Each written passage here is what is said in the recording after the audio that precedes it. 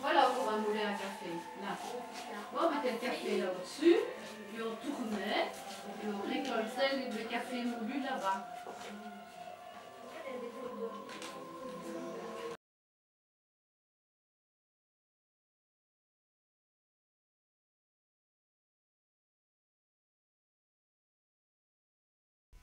Je reçois les enfants dans le cadre des Journées du patrimoine et je vais leur raconter une légende du Condro.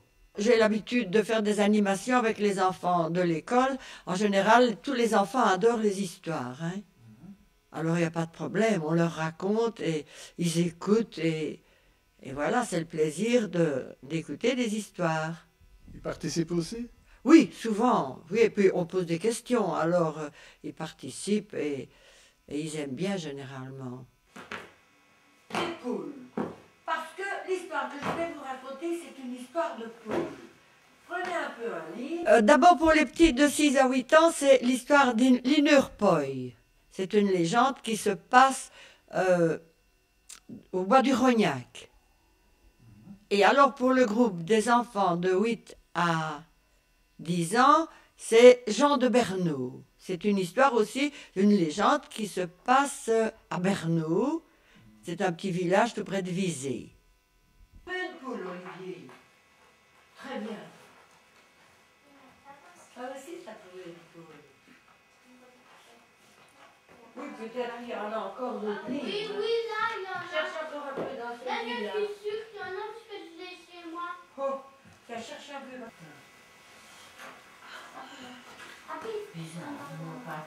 Ben voilà un coq, c'est la même chose. Ici, il y a des poules noires. T'as une poule noire, Il y en a et toi? plusieurs. Il y en a plusieurs. Ah, tu as une poule.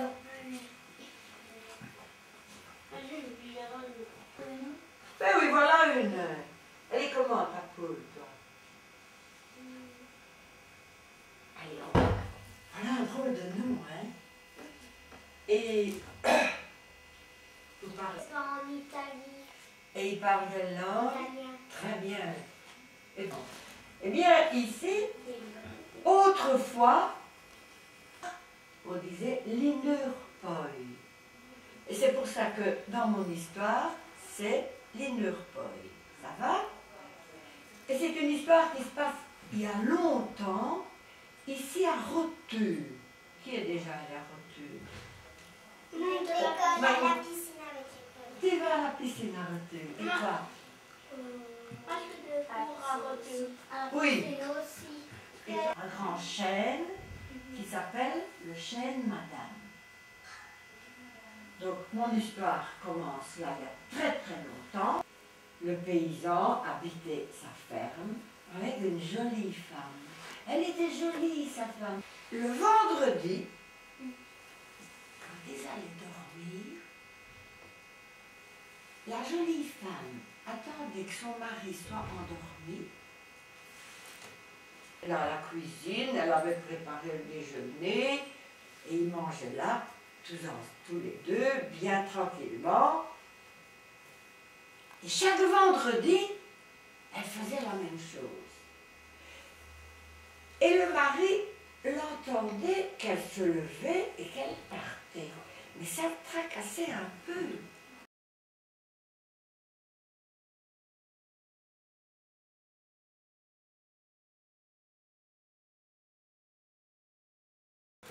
Il y a un pourcentage de droits d'auteur à céder.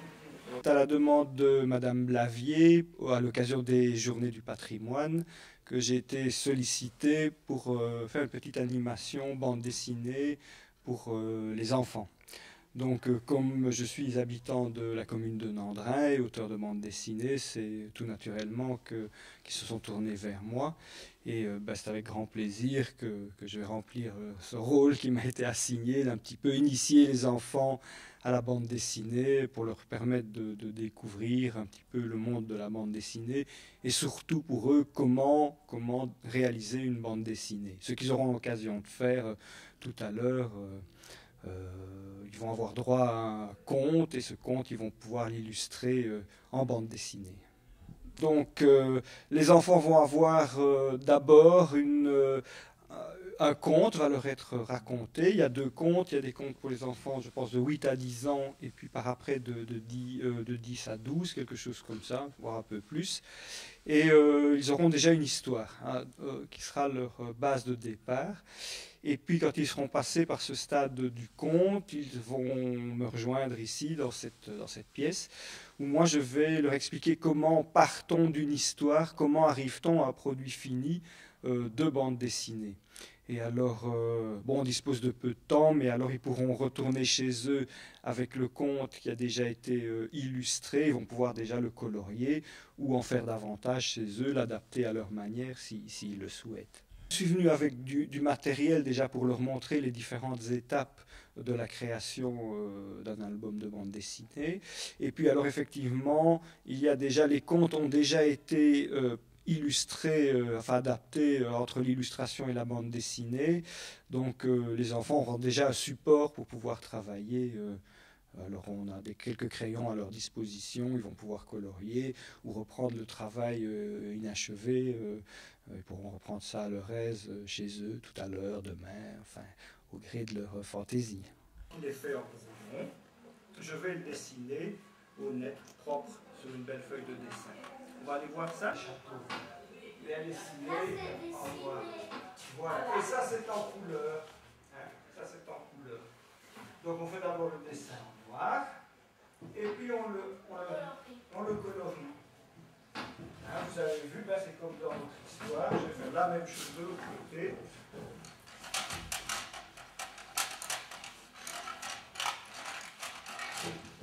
Bon, je ne sais pas si on va regarder. Ici, on a ici. Oui, ah ben voilà, il y a un orange là. Du rouge, d'orange aussi. C'est bien, vous ne dépassez pas. Ah oui, la poule est noire.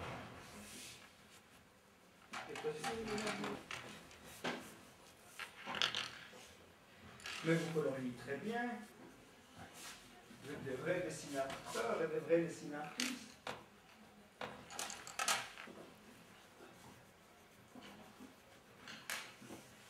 Eh ben, maintenant je dessine. Que dessines-tu? Ben, la poule noire. Et c'est la poule.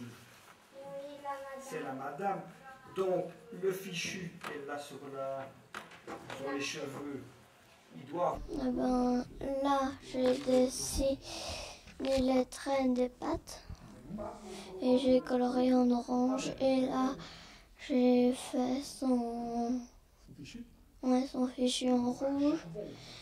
Mais là aussi, parce que la biquette n'a pas changé le fichu, mais juste le corps. Donc le fichu reste le même.